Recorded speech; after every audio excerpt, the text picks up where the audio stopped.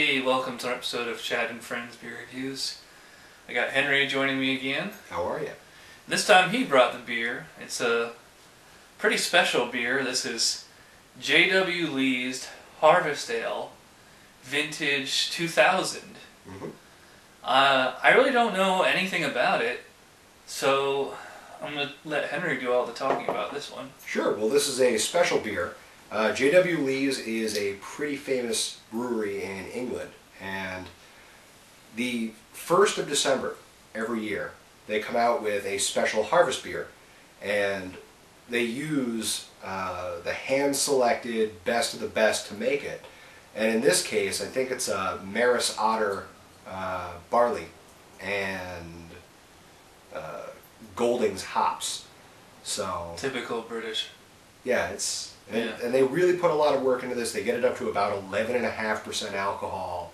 Right. So it's an old ale, and Yeah, it says it's our magical. first brew from the 2000 harvest of barley and hops.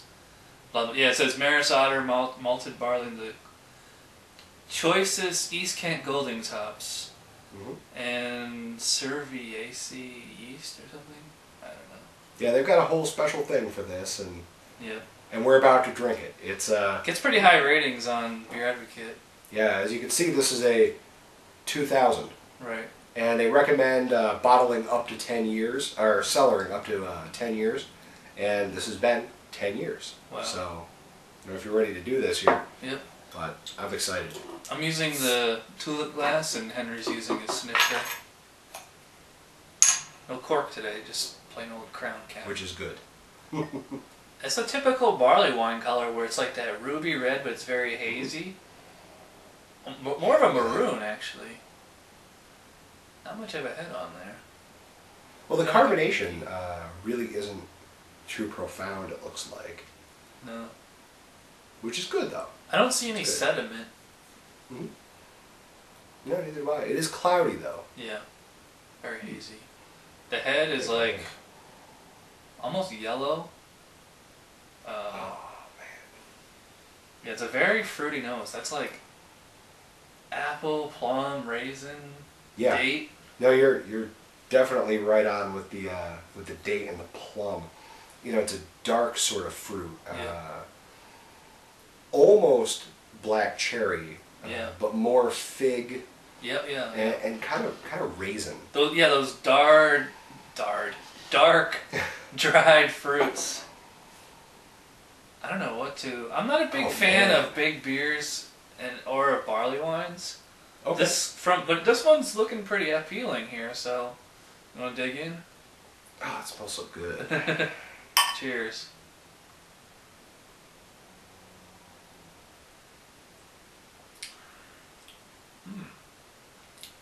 Oh, it's so soft. That's what I was thinking. I'm like, usually when you drink a barley wine, you kind of get just like that punch of booze. Right. The Weyerbacher fist. Yeah. Yeah. This is very well, like it's prominent, but it's not like. That's what aging does. Is like it dulls the knife edge. Mm-hmm. It's very warm. Yeah, and the combination. A lot of beers, sometimes the aroma and the flavor are very far apart, Mm-hmm. and they meet somewhere in the middle. But this one, there's a whole forest of flavor, if that makes any sense. Just There's like a symphony is going on in my mouth. yeah. There's like it's like a fruit basket, but there's also kind of like a caramel or butterscotch kind of quality. Yeah, absolutely, Chad. It is sort of a dark caramel. I think the alcohol content is giving that butterscotch impression to the caramel flavor. And I will point out, though, despite being 11.5% alcohol, this is not overly alcoholic in flavor. It's warm. Right. It's rich. It's delicious. It's soft. It does not offend the palate in any way. No, it's highly drinkable. Oh, yeah. You get like this candy kind of flavor, which I can't really put my finger on. I'm thinking like kind of Fig Newtons. Yeah. get that. Now, do they use fruit in the brewing process? No. This is a straight beer, and it's an example of what can be unlocked Right. from these simple ingredients. It's so sweet though. It's almost a little too sweet for me. It's also dry as it finishes. Mm-hmm. It's like I want to take a swig of water between each sip. Yeah, you get the hops in the finish. It's sticky, it's sweet, Yep. but it's so warm. We're actually drinking this fairly warm. I'd probably put this at least 55 degrees, if not close to 60. 55, I think, is the recommended serving temperature for this beer, Mm-hmm. and I'd say that this is probably close to 55. Mm-hmm. This, to me, Right. is just about perfect. Yeah. It's As far as rating this beer, I mean, again, it's kind of like when you brought the Lambic over. Mhm. Is like I don't really have that good of a frame of reference. Hmm. As far as taste appealing to me, I mean, like it's really good. Like I love that candiness. Mhm. It's not really my type of beer, but I can tell that it's extremely well made, and I can understand why I would get an A+ on Beer Advocate. I would probably give this. This is one of those beers where it's like I'd probably rate it a little bit higher than I like it. I think this is.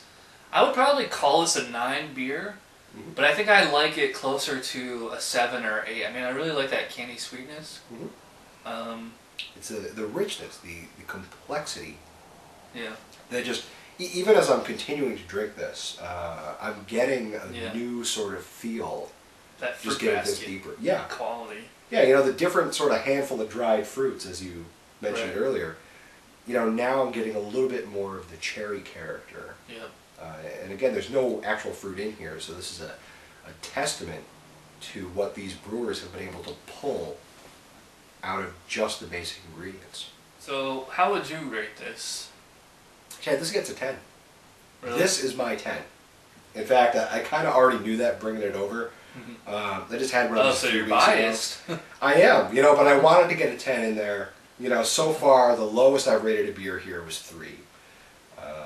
I don't know that I want to try to get a 0. I'm sure we could find one. Yeah. But this is my 10. Yeah. This to me, I mean, So good. and I can totally understand where you're coming from with that. It's just really not my kind of beer, but you know, but I did like it a lot. I think officially I would say 8 for this. Fair enough. As just as much as I try to rate the beers on how much I actually like them, as opposed to how in a more existential way, you know. Well, sure. You know, I think that's important to take both of those features into account. I mean, Right. you know, like you say with IPAs, there are a lot of IPAs that are way too hoppy for me, but I can still appreciate them for what they are. Right. But even with this, as much as I like this, and I'm definitely giving this a 10, I'm not going to sit down and drink several of these, and beyond cost. Yeah. I mean, you know, I can sit down and drink $50 Yeah, I mean, worth it's of this like and get hammered. it's the prime rib of beers. I mean, Right. you wouldn't, as good as that is, you wouldn't eat it every day. And it's very, as far as the drinkability, it's extremely smooth. Although, I mean, there's that definite heat. It's not even heat. It's more like a warmth because like it's aged, so it's kind of taking the edge off. But the flavor is so powerful. But it's like it's soft in the mouth. It's like a thick, sticky beer. Yeah, it's a treat beer. It's a highly drinkable beer, but I think it's definitely for acquired taste. So, anyways, we're going on pretty long here, so I'm gonna wrap this up. I do want to say I'm getting a honey character now. It's getting warmer, and there's a honey character sort of eking out of the sort of caramel. Right. So J.W. Lee's Harvest Ale from 2000. I'm gonna say 8. Henry's saying 10. 10. So that's still an average of 9. So that's still pretty damn good. So thanks to Henry for coming over again and providing the beer. Hey, you're very welcome, and don't forget to have an amount of it. Yep. We'll see you guys next time. Bye.